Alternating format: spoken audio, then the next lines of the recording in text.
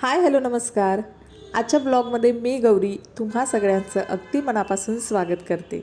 तर चला, आज मी तुमच्यासोबत ना माझं संडेचं लंचचा जो रुटीन आहे तर तो तुमच्यासोबत शेअर करणार आहे. तर संडे म्हटलं ना की नॉनव्हेज हे झालंच पाहिजे आणि आम्हाला तर नॉनव्हेज खूप आवडतं. त्यामुळे बऱ्यापैकी बुधवारी, शुक्रवारी आणि रविवारी नॉनव्हेज हे आम्ही बनवतोच. अगदीच काही नसेल ना तर अंडी तरी बनवली जातात आणि सुकी मच्छीसुद्धा घरामध्ये असते. जर ओली मच्छी मिळाली नाही फ्रेश ताजी तर मग सुकी मच्छी मी करते. तर आज ना मी तुमच्यासोबत तेच रुटीन माझं शेअर करणार आहे. तर इथे तुम्ही बघितलीच असेल 2-3 प्रकारची मच्छी आता आणलेली आहे. कारण खूप दिवस झाले म्हणजे गौरी गणपती झाले, त्याच्यानंतर नवरात्र झाली, दसरा झाला आणि त्याच्यानंतर ना दिवाळी वगैरे सगळं झालं. तर मध्ये कधी काही इतक्या क्वांटिटीमध्ये मच्छी आणली नव्हती. आणली तर फक्त बोंबील वगैरे आणतो कारण विघ्नेशला ते खूप आवडतात. ते त्यासाठी ना आज म्हटलं छानपैकी 2-3 प्रकारची मच्छी विघ्नेशचे पप्पा घेऊन आलेले आहेत आणि छानपैकी मच्छी करून मस्त म्हटलं आपण मच्छी दुपारी जेवणामध्ये बनवूया. तर इथे ना मोठे मोठे जे आपले प्रॉन्स असतात ते आहेत, त्यानंतर सुरमई आहे, बोंबील आहे. तर ती सगळी मच्छी ना हळद मीठ लावून ऑलरेडी ठेवलेली आहे आणि त्यासाठी ना मी इथे एक वाटण तयार केलेलं आहे. आता हे मच्छीचं वाटण जे आहे ना हे कच्चं वाटण आहे आणि याच्यामध्ये ना ओलं खोबरं वापरलेलं आहे, त्याच्यानंतर थोडासाच कांदा, टोमॅटो, त्याच्यानंतर थोडीशी कलरसाठी मी लाल मिरची आणि धने भिजवून ठेवले होते. तर हे सगळं मी मिक्सरला छानपैकी एकदम बारीक पेस्ट करून घेतलेली आहे.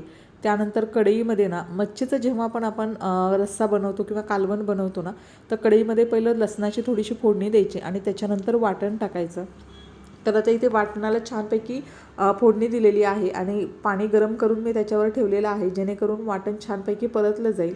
आणि इथे ना मी बाळाला घेतलेला आहे भरवायला. तर इथे आता तो किचनमध्येच आला होता माझ्याकडे आणि इथे ना थोडंफार जे काही सामान ह्यांनी डीमार्टमधून आणलेलं आहे ना तर ते मी अजून डब्यामध्ये ठेवलेलं नाही. तर ते पॅकेट तसेच आहेत. तर त्याच्याबरोबर देवांश छानपैकी खेळतोय म्हणून मी त्याला आता इथेच भरवायला घेतलेलं आहे जेणेकरून तो इथेच खाईल. आणि तुम्ही बघताय की त्याचे नखरे किती सुरू आहेत कारण त्याला ना बऱ्यापैकी बाहेर गॅलरीमध्ये मी भरवते तर त्यामुळे त्याला तिकडे जायचं आहे. पण मी म्हटलं थोडंसं आता इथे तो छानपैकी खेळतोय तर इथेच त्याला भरवून घेते. तर छानपैकी बाळाचं जेवण वगैरे झालेलं आहे देवांशचं. आणि इथे मसाला जो होता ना तो सुद्धा छान परतलेला आहे.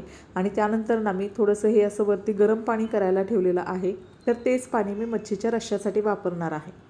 तर आता इथे मच्छीचा रस्सा छानपैकी तिथे परतून घेते. तोपर्यंत ना ही भांडी जी काही सकाळची नाश्त्याची वगैरे घासून ठेवली होती तर ती रॅकमध्ये व्यवस्थित लावून घेते. कारण का आता दुपारच्या जेवणाची सुद्धा भांडी वगैरे येतील ना तर ती मला त्या रॅकमध्ये लावता येतील. आणि ही जर भांडी लावली नाहीत ना तर ही सुकलेली भांडीसुद्धा पुन्हा ओली होतील. तर त्यासाठी पहिली जी काही भांडी आहेत तर ती लावून घेते. आणि त्याचबरोबर ना मध्ये मध्ये मच्छीचं जे मी वाटण ठेवलेलं आहे परतायला तर ते सुद्धा चेक करते. तर आता ना इथे साईडला कुकरसुद्धा लावून घेते ज्याच्यामध्ये आमचा भातसुद्धा लावलेला आहे आणि बाळासाठी दुपारसाठी जी खिचडी बनवणार आहे तर तीसुद्धा ठेवलेली आहे. तर कुकरसुद्धा लावून घेतला आणि मध्येच इथे मच्छीचा जो रस्सा आहे ना तर तो छानपैकी चेक करून घेते कारण पाणी टाकलेलं आहे त्यामुळे तो खाली लागणार नाही. पण आता त्याच्यामध्ये जो मसाला आहे चटणी तर ती टाकून घेते. हळद आणि मीठ अगोदरच टाकलं होतं त्यामुळे आपला जो रस्सा आपण जे बनवणार आहोत त्या अंदाजामध्ये थोडंसं मीठ वरून ॲड करायचं आहे. आणि इथे ना आता मच्छी फ्राय करायची आहे तर माझ्याकडे तांदळाचं पीठ संपलेलं आहे त्यामुळं विघ्नेश ना रवा घेऊन आलेला आहे. आणि तो असं बोलतो की ही जी मच्छी आहे ते मोठे प्रॉन्स आहेत ते तर हे मी सालीसकटच ठेवलेत. तर मी ते रश्श्यामध्ये सोडतो. तर पहिल्यांदाच तो सोडतो आहे रश्श्यामध्ये. तर त्याला मी सांगितलं कसे सोडायचे तर तो एकदम घाबरत घाबरत तो रश्श्यामध्ये सोडतो आहे. आणि खरं तर ना हे प्रॉन्स खूप मोठे आहे त्यामुळं मला पण थोडंसं वाटत होतं रस्सा कमी पडतो आहे की काय ते शिजण्यासाठी वगैरे.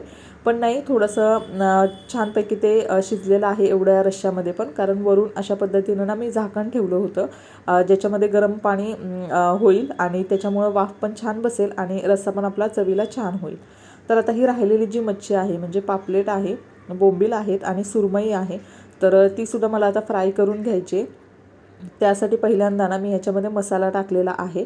हळद मीठ सगळं ऑलरेडी टाकलेलं आहे. फक्त मसाला चटणी जी आहे ती मी टाकून घेते. छानपैकी त्याला मॅरिनेट करून देते थोडा वेळ.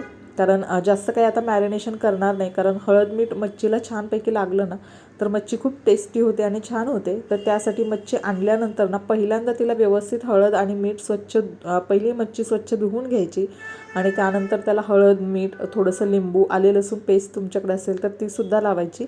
आता माझ्याकडे काही आले लसूण पेस्ट नव्हती तर त्याच्यामुळं मी काही ती लावली नाही, पण अशीसुद्धा सिंपल मच्छी खूप छान होते, खूप टेस्टी होते.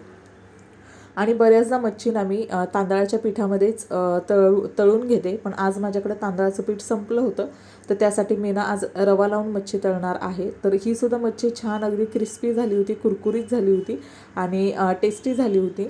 आणि मच्छी जर फ्रेश असेल ना तर ती फ्राय केल्यानंतर खूप छान लागते. तर इथे ना सगळं मी जो मसाला आहे तो सगळ्या मच्छीला अगदी व्यवस्थितपणे लावून घेतलेला आहे आणि आता मला ना ही मच्छी फ्राय करून घ्यायची. तर थोडा वेळ ती मसाला लावलेली मच्छी मी तशीच ठेवीन आणि साईडला ना मी इथे लगेच भाकरी करून घेते.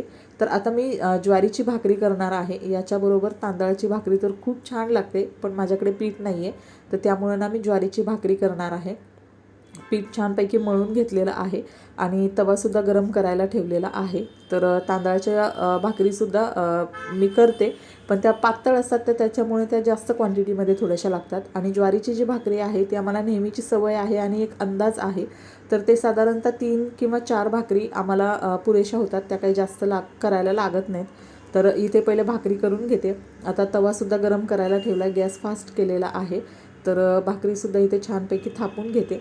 तर भाकरी ना मी ही ताटामध्येच करते. परात माझ्याकडे आहे पण इथे जागा थोडीशी कमी आहे, तर ताटामध्ये मी नेहमी करते त्यामुळे मला कम्फर्टेबल आहे. तर ताटामध्येच मी भाकरी पीठ मळते आणि थापूनसुद्धा व्यवस्थित घेते. तर आता इथं भाकरी टाकलेली आहे, त्याच्यानंतर वरून थोडंसं पाणी लावते आणि दुसरी जी भाकरी आहे तीसुद्धा थापून घेते. तर छानपैकी एका गॅसवर माझं जो रस्सा आहे त्याला छान उकळी येते, दुसऱ्या गॅसवर कुकरवर होतोय आणि तिसऱ्या गॅसवर मी लगेच भाकरी करायला घेतलेली आहे.